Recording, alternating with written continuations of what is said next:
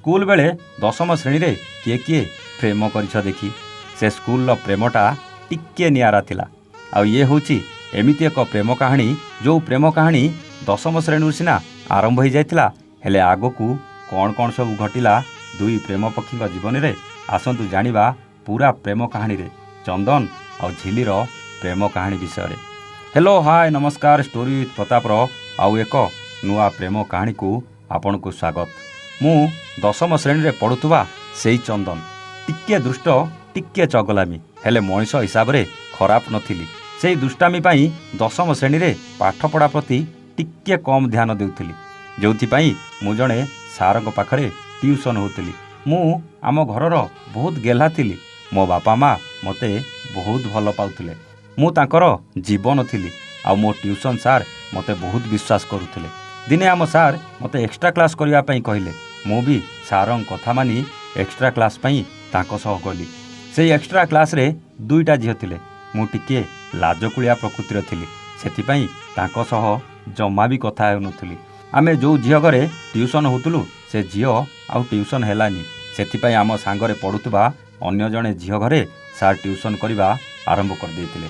सार से झियोर परिवार लोकंक अनुमति नहीं मते भी पढ़िबार अनुमति देइथिले। सबुदिन सारंक सहित से झियो घर को पढ़ा जाउथुली। एमिति किछि दिन परे सार देखिले आमे दुई जण केबे कथा हेउनथुलु तेणु सार आम दुई जण को मिसिबा पई कहिले। से झियोटी भी देखिबाकू खूब सुंदरी थिला। धीरे धीरे आमर कथबार्ता भितरे आमे दुई जण भल सांग हो जाइथिलु। मु टिके हसई पारुथिली सेतिपाई ता परिवार लोके भी मो सहित मिसिगले। से झियर ना थिला झिल्ली। एई मिलामिशा भितरे मु झिल्लीर निकटतर हेली। धीरे धीरे ता प्रति वीकनेस बढ़िला आउ समस्तक अजाणतरे मु ताकू केतेबेले भल पाई बसिथिली। किंतु ए विषय रे झिल्ली को किछि भी जणा नथिला। किछि दिन परे परीक्षा आसीथिला आउ परीक्षा सरिला परे आमको आउ भेट होबाकू सुजोग मिली नथिला। हाँ मु ताको मझिरे मझिरे फोन करुथुली आउ आग भली सबुदिन ता सहित भेट होई पार नथिले भी किंतु से मोर जेतेबेले अधिक मने पड़ुथला मु मझिरे मझिरे ताको घर को बुलिबा बहाना रे जाई ताकू देखा करी आसुथुली। या भितर रिजल्ट बाहर जाइथिला आउ मु पढ़िबाकू भुवनेश्वर पळेई गली। मु जेतेबेले भुवनेश्वर हॉस्टेल रहिली मो सांग माने निज निजर प्रेमिका सह कथा हेउतांती। किए गछ मूले तो किए कॉलेज बारंडारे तो आउ किए मार्केटर गुपचुप स्टॉल पाखरे। किंतु मोर खाली सेमानकु देखी ईर्षा करिवा छड़ा किछि रास्ता नथिला। एमानकु देखी मोर भी बहुत इच्छा हुए झिली सहित कथा हेबाकू। मु भी झिली घर को कॉल करी कथा हुए। एमिति सबुबेले कथाबार्ता भितरे झिली टिके रागी गला। कहला तमे मते काहेकि सबुबेले कॉल लगौछ मते आम घरे खराब भाबिबे एटा आम घर नंबर। झिलुटू एक कथा शुणी मते टिके खराब लागिला। मु टिके रागी गली। मु ताकू कॉल करबाकू इच्छा हेलानी। हेले हठात दिने झिली ता आडू कॉल कला आउ पचारिला कौन चंदन मो उपर रागिछ।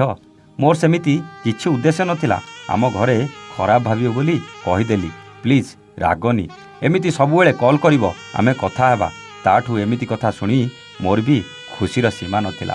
मु किछि ना किछि बहाना करी ता सहित सबुबेले कथा हेबा आरंभ कर देइतिली। एमिति सबुदिन कथाबार्ता भितरे दिने झिली गपी चलीथिला आ मु शुणी चलीथिली।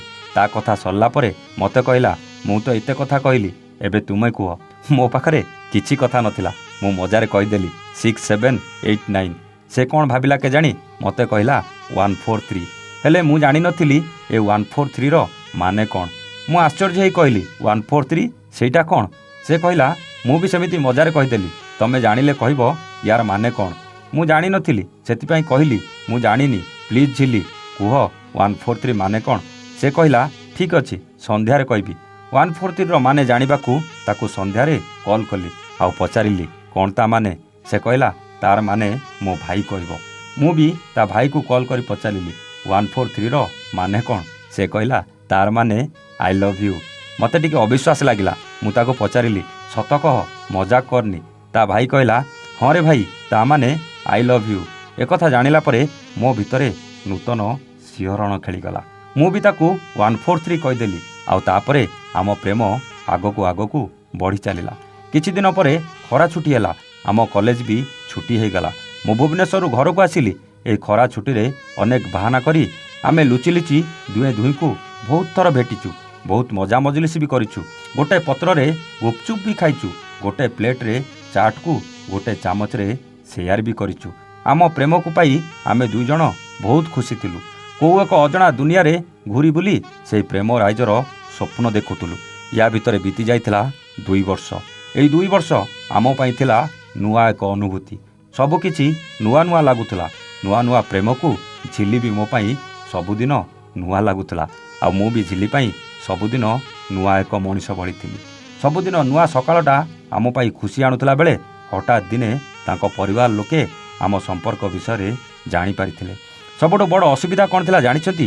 କୁଆଡ଼େ ଥିଲା ସେ ଜାତିଟା ଆମ ପ୍ରେମ ଭିତରକୁ ଧସେଇ ପଶି ଆସିଥିଲା। ଆପଣ କହିଲେ ପ୍ରେମ କ'ଣ ଜାତି ଦେଖି ହୁଏ? କଥାରେ ଅଛି ବା, ପ୍ରେମ ମାନେ ନାହିଁ ଜାତି ଅଜାତି। ଏ ଅମାନିଆ ପ୍ରେମ ଯଦି ଜାତି ମାନୁନି ଆମେ କେମିତି ମାନିବୁ ଆଜ୍ଞା? ସେତେବେଳେ ପ୍ରେମ କଥା ଯଦି ଘର ଲୋକେ ଜାଣି ଦେଉଥିଲେ ଯାହା ଅବସ୍ଥା ହେଉଥିଲା, ଯିଏ ଭୋଗିଛି ତାକୁ ଥରେ ପଚାରି ବୁଝ। ତାଙ୍କ ଘର ଲୋକ ଜାଣିବା ପରେ ଆମର ସବୁ ସ୍ୱପ୍ନ ପାଣି ଫୋଟକା ଭଳି ମିଳେଇ ଯାଇଥିଲା। ଆମେ ଭାବିଥିଲୁ ଏଥର ଗୋଟେ କଲେଜରେ ସାଙ୍ଗ ହୋଇ ପଡ଼ିବୁ। ଆଉ କେହି କାହାଠୁ ଦୂରେଇ ରହିବାକୁ ପଡ଼ିବନି। ସବୁଦିନ ଦେଖା ହେବ, ସବୁଦିନ ମଜା କରିବୁ। ହେଲେ ସବୁ ସ୍ୱପ୍ନ ମୋର ପାଣି ଫୋଟକା ଭଳି ମିଳେଇଗଲା। ସେ ମୋତେ ଆଉ ଯୋଗାଯୋଗ କଲାନି, ଆଉ ତା ସହିତ ଦେଖା ବି ହେଲାନି। ଆମେ ଗୋଟେ କଲେଜରେ ଆଡ଼ମିସନ୍ ସିନା କଲୁ, ହେଲେ ତାକୁ ମୁଁ ଦେଖିବାକୁ ପାଇଲିନି। 2 ମାସ ବିତିଗଲା, ସେ କଲେଜ ଆସିଲାନି। ଶେଷରେ ମୁଁ ଆଉ ଗୋଟେ କୋର୍ସ କରିବାକୁ ଭୁବନେଶ୍ୱର ପଳେଇଗଲି। ଆଉ ତା ସହିତ କଥା ନ ହୋଇ, ତା ସହିତ ନ ମିଶି କେମିତି ମୁଁ ରହୁଥିଲି ସେ କଥା କେବଳ ମୁଁ ଜାଣିଥିଲି। ପ୍ରତି ମୁହୂର୍ତ୍ତରେ ତା କଥା ମନେ ପଡ଼ୁଥିଲା। ନା ଠିକ୍ରେ ଖାଇପାରୁଥିଲି, ନା ଠିକ୍ରେ ନିଦ ଆସୁଥିଲା। ତା ସାଙ୍ଗଠୁ ତା ବିଷୟରେ ପଚାରି ବୁଝୁଥିଲି, ହେଲେ କେହି ସଠିକ୍ କଥା କହିପାରୁନଥିଲେ। କିଏ କହୁଥିଲା 2 ମାସ ପରେ କଲେଜ ଆସିବ, ତ କିଏ କହୁଥିଲା ଖୁବ୍ ଶୀଘ୍ର ଆସିବ। ୟା ଭିତରେ ବିତି ଯାଇଥିଲା ଦୀର୍ଘ 1.5 ବର୍ଷ।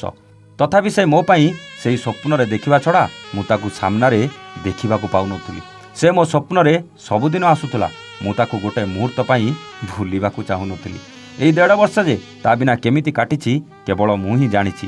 ଏମିତି କେଉଁ ଗୋଟେ ମୁହୂର୍ତ୍ତ ନାହିଁ ଯେ ମୁଁ ତାକୁ ଖୋଜିନି।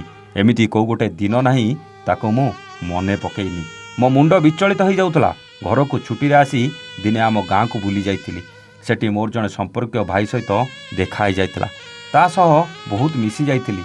ରାତିରେ ସାଙ୍ଗ ହୋଇ ବସିଥିଲୁ। ସେ ମୋତେ ଗୋଟେ ନମ୍ବର ଦେଇଥିଲା। ଏଇ ନମ୍ବରଟା ନେ, ଲଗେଇ ମୋ ଦାଦା ସହିତ ଟିକେ କଥା ହେଇଯା। ହେଲେ ମୁଁ ଯେତେବେଳେ ସେ ନମ୍ବର ଲଗେଇଥିଲି, ତା ଦାଦା ବଦଳରେ ଜଣେ ଝିଅ ଉଠେଇଥିଲା। ହେଲେ ସେ ଝିଅ କିଏ? ସେ କ'ଣ ମୋ ଝିଲି ଥିଲା, ନା ଆଉ କେଉଁ ଝିଅ ଥିଲା? ଯଦି ସେ ଝିଲି ଥିଲା, ତାହେଲେ ଇଏ ତାକୁ କେମିତି ଜାଣିଲା? ତା ନମ୍ବରଟା କେଉଁଠୁ ପାଇଲା? ଏସବୁ କଥା ଜାଣିବା ଆସନ୍ତାକାଲି ଠିକ୍ ରାତି 9ଟାରେ।